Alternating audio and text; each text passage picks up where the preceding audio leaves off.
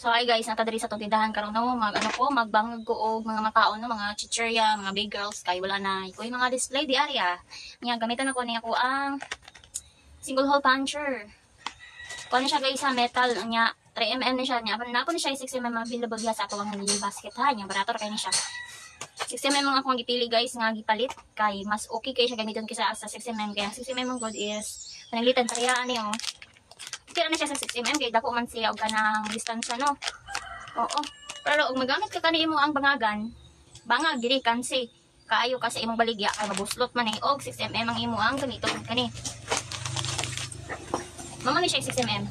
6mm ani ako paminong kalit pero di na ko siya bet guys kay kiti ang kamot niya no kay dugi kay siya mosakat ang sipag bira-bira no.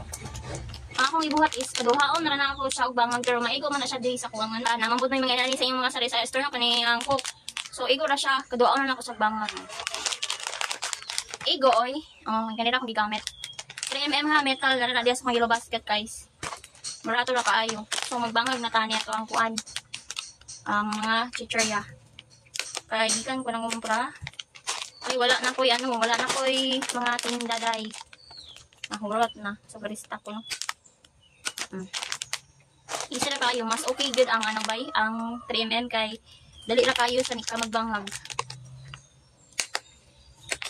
Nga barato na diya sa kong basket. Easy. Easy.